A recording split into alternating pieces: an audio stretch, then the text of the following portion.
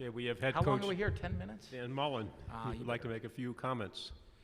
Hey, it's great to be back. Great to see everybody here.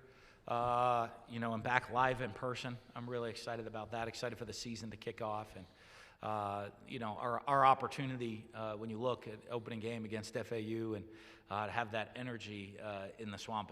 You're starting to see it now with the sporting events coming back and the crowd, and that's such an unbelievable part of college football, is to feel that energy and excitement in the stadium. I can't wait for the first opening game to have all the Gator fans come back to the Swamp and get back to that energy and that excitement. There's nothing like live sports, and can't wait to get back to it. So I could ramble on for 10 minutes, but then nobody in here would get to ask a question. That'd be bad, and y'all be mad at me. Okay, we'll open for questions right here, Coach, to your left in the front row. Coach, with the transition in offense with quarterback and Emory Jones and being a more mobile quarterback, how does that affect the offensive line and those guys needing to kind of bounce back from the last couple of years? It's just going to be a little bit different offense. That's the one beauty of what we do, is the opportunity within our scheme is the ability to fit around the strengths of the players. So you're looking at a team last year where we're actually a very efficient running team last year. And you look statistically, we go to the end of the year, when I look at efficiencies, 4 yards or more on a running play. So our efficiency was at a very high rate during the course of the season. We just didn't run the ball much. So that wasn't anybody's fault really but mine, I guess. I just called pass plays.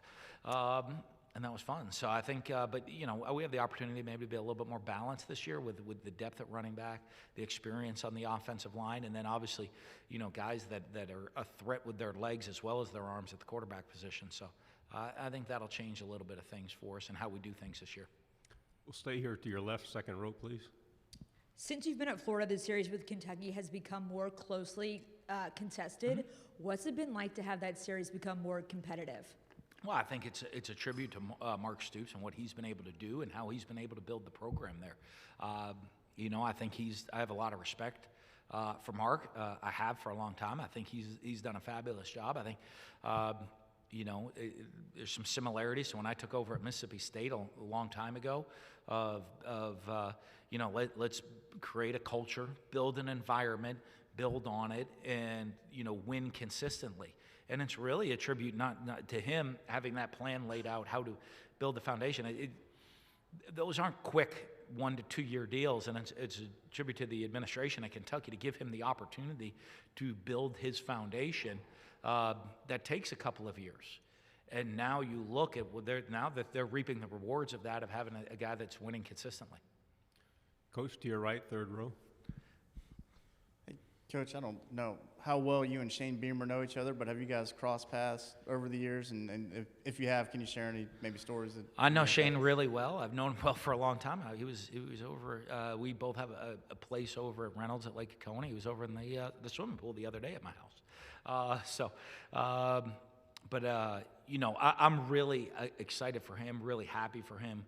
Great football coach. Obviously, comes from a football family. I don't know if there's a guy more respected in college football than Frank Beamer, and to have that as a dad to rely on and learn from, and to be raised by. I'm excited for him and his family. He's got a great family. His wife Emily and their kids, and I'm really excited for the opportunity he's going to have to go build his own program now and put his stamp on it. I'm sure he's going to do a fantastic job. We'll stay to your right, back row. Both Zach and Ventrell used the phrase, when they were talking about attacking the offseason, they used the phrase chip on their shoulder. And they said the whole team really has one. Where do you think that's coming from for your guys this offseason? Well, I think, especially look defensively, I think guys thought they didn't play to the Gator standard last year, and I think they understood it. Maybe at times you had some independent contractors defensively, which you can't have. Guys that weren't focused on playing 11-guy team defense at all times. And I think they've really focused on the not just their improvement as players, but their improvement as leaders and the leadership quality of creating a mindset of 11 guys, being accountable, doing the exact thing, doing what they're supposed to do at all times on the defensive side of the ball. And so I think that is that chip on the shoulder to play up to the Gator standard is where that's coming from. Coach, to your left, second row.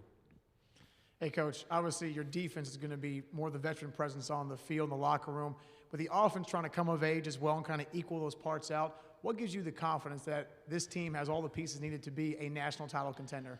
Well, I think you look that even though you look at all the production that leaves, if you do look at what returns, it's not a zero. You know, now obviously, I mean, there's some huge numbers and you know, two first rounders and a Heisman finalist walking out the door are putting up massive numbers. But if you go back, if we weren't here last year, but I always joke the number one question I would have gotten this time last year is, boy, you had 4 receivers leave to go to the NFL. How are you going to leave and be able to throw the ball? How are you going to create and replace those guys that left? And kept saying, well, we have guys because we rotate a lot of guys that have experience. If you look at the tight end position, if I combine Keon Zipper and Kamori Gamble's numbers last year, I think they would be second in the SEC at the tight end position in receptions, yards, and touchdowns. So are they Kyle Pitts? No. Are they guys that haven't played? No. They've played and they've put up numbers in big games. If you look at Emory Jones, quarterback, it doesn't look like a guy, like those aren't numbers of a rookie. He probably has some of the better numbers in the league coming back as you know, coming into this season. You know, the only number that he doesn't have a big number from is starts in attempts, completions, touchdowns, yards, rushing attempts, rushing yards, rushing touchdowns, all of that. He's going to be at a higher number. So I think that aspect of things, of what we've done offensively, even our receivers with their turns, and we do have a veteran group of running backs coming back. You know, and so I think when you look at that, maybe we've lost a huge amount of big numbers, but it's not like there's zero experience returning. We have 3 questions over here. First, second, and third row to your right. Go ahead. Tyler Shaw with KBTX and College Station. Coach, when you look ahead to maybe more of a normal football season this year as opposed to last year, how exciting is it to be playing in front of maybe 90,000 fans again at the Swamp, and just across the league there'll be full stadiums? Well, the adrenaline rush. Now, I mean, I've always experienced more from on the field as a coach more than in the stands, even though I've been able, my son gets older. I've taken him a couple of games, NFL games, to watch former players play in a Super Bowl. But even any sporting event you get to, you go back and watch that College World Series, and the place is packed and rocking. You watch the Lightning win the Stanley Cup, and it's rocking. And it's that feeling in sports. That's sports is awesome, right? It's the best reality TV, but it's even better, right, when you're in person and experiencing this. It's the noise, when you feel the noise and the excitement and the energy.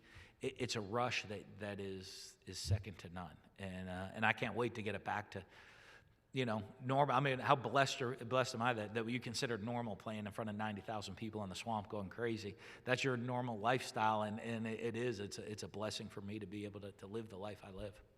Second row. Hey, Coach, are you a fan of the proposal to expand the playoffs to possibly 12 teams, or would you rather it stick in its current format with 4?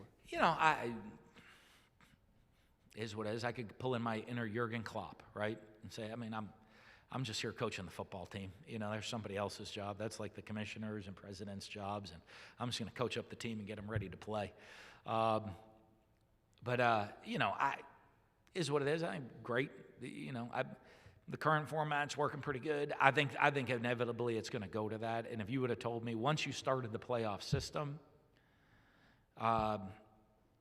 it wasn't going to go back. I love that. I'm a traditionalist. I love the old bowl system. I mean, hey. At one point they were like, "Oh, well, what if there were 2 national champions?" Okay, I mean, boy, I've won 2 of them. What an unbelievable experience it is for young people. They are still supposed to be student athletes in some way, sense, or form of growing young men, getting this experience and an education. What a heck of a deal and an experience that is to change your life for the rest of your life. But once they started the playoff, you knew it was just going to go in a different direction, college football, inevitably. And so it's just going to be a matter of time. Final question over here on the right. Third row. right here. Hey, just two quick ones. First, a follow-up on getting back to the Swamp with a full stadium. Historically, since you've been at Florida, you've sort of put an emphasis on a game each season. Like, this is where we can show the Gator standard and then done so. Like LSU in 2018, Auburn in 2019, Georgia last year.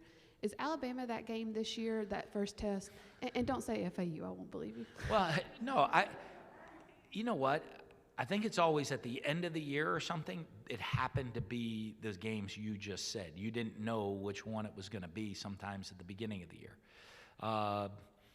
And so, I mean, there's certainly that opportunity, but I don't know which game it is. You know, I always tell our players this.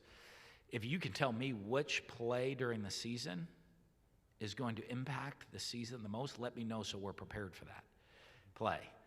But you don't know, so you have to prepare for every play. So you never know really how it's going to play out, what game could be the one that really stamps, you know, as you look back at the end of the season, say, hey, that was really the stamp game on the season. So it might be, but you never know.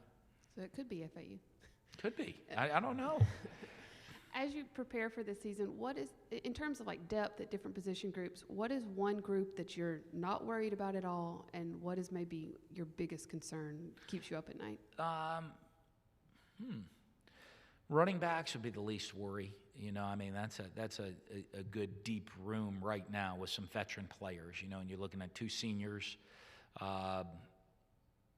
with Damian Pierce and Malik Davis, and then the young talent. You know, a couple of young guys that have taken big steps forward. You know, you got Lorenzo Langard, Naquan Wright, that have really taken steps forward in the offseason and big leaps to compete with those guys, and Bowman transferring in. So,